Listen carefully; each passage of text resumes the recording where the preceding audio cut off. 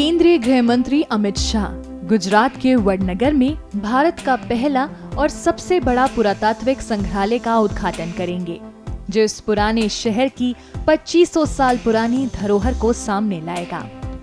प्रधानमंत्री नरेंद्र मोदी के जन्म स्थान के रूप में दुनिया भर में पहचाने जाने वाला शहर वडनगर का इतिहास अत्यंत समृद्ध है, जो इस पहचान से कहीं अधिक है। नया संग्रहालय पुरातात्विक खुदाई को प्रदर्शित करेगा, जिसमें 7 अलग अलग सांस्कृतिक स्तरों का पता चलेगा जो 800 ईसा पूर्व से जुड़े हैं और ये शहर के हजारों सालों के विकास को उजागर करेगा। 2000 के दशक की शुरुआत में गुजरात राज्य के पुरातत्व विभाग ने वडनगर में एक महत्वपूर्ण ऐतिहासिक स्थल की खोज की। एक बौद्ध मठ के अवशेष और मिट्टी के बर्तनों और सिक्कों जैसे सामान जो इस शहर के जीवंत अतीत के बारे में जानकारी प्रदान करते हैं।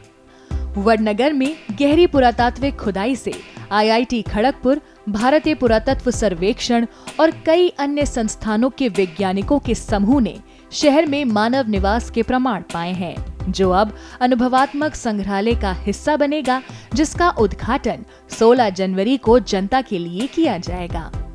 ये संग्रहालय शहर के 2500 सालों के विकास को दिखाएगा, जिसमें 7 अलग अलग सांस्कृतिक कालों को दर्शाया जाएगा। ये इंडिया का ऐसा पहला साइट होगा जो ओपन छोड़ा गया है और जिसके साथ कनेक्ट करके इंटरनेशनल स्टैंडर्ड का एक म्यूजियम बनाया गया है।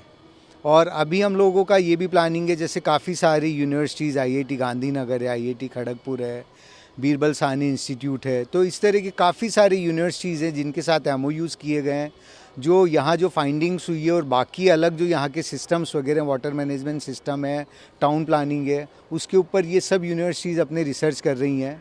तो और इंटरनेशनल जर्नल में भी ये पब्लिश हुए हैं, तो इन सभी को लेके काफ़ी आगे काम किया जा रहा है। ऐसा म्यूज़ियम बहुत कम देखने को मिलता है जहाँ पे एक लाइव एक्सकेवेशन साइट हो और साथ में उस एक्सकेवेशन साइट के साथ ही एक म्यूज़ियम हो जो एक्सपीरियंशियल हो नेचर का। तो इसमें आर्टिफैक्ट्स तो हैं ही, करीबन 6000 आर्टिफैक्ट्स हैं और बहुत ही इंपॉर्टेंट आर्टिफैक्ट्स हैं। ये बताता है कि वडनगर की हिस्ट्री क्या है। एक ये लिविंग टाउन है, जो पूरा वडनगर है वो 2500 साल पुराना टाउन है। जैसे वाराणसी है, ये कुछ ही टाउन बचे हैं जो पूरे लिविंग लेजेंड्स हैं हमारे। बहुत सारे प्राचीन काल के धोलावीरा है, जैसे राखी गढ़ी है, वो तो नष्ट हो गए, वो आगे बढ़ नहीं पाए, लेकिन वडनगर बढ़ा।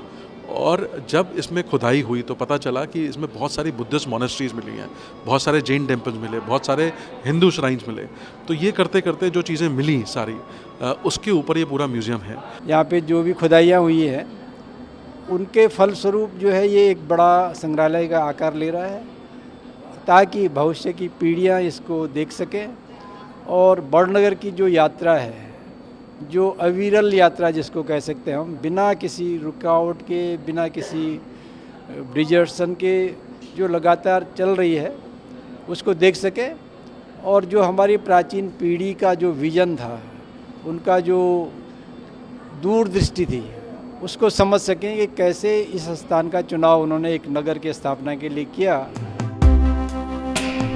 वडनगर अपनी पुरातात्विक धरोहर के साथ साथ श्री हटकेश्वर महादेव मंदिर, शर्मिष्ठा झील और 12वीं सदी का कीर्ति तोरण जैसे महत्वपूर्ण स्थानों का घर है।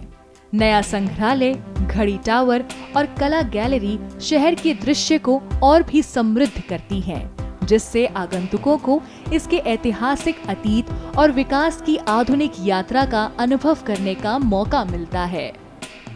इस कला गैलरी में वडनगर से जुड़े धर्म, शासकों और कथाओं पर अलग अलग अनुभाग हैं।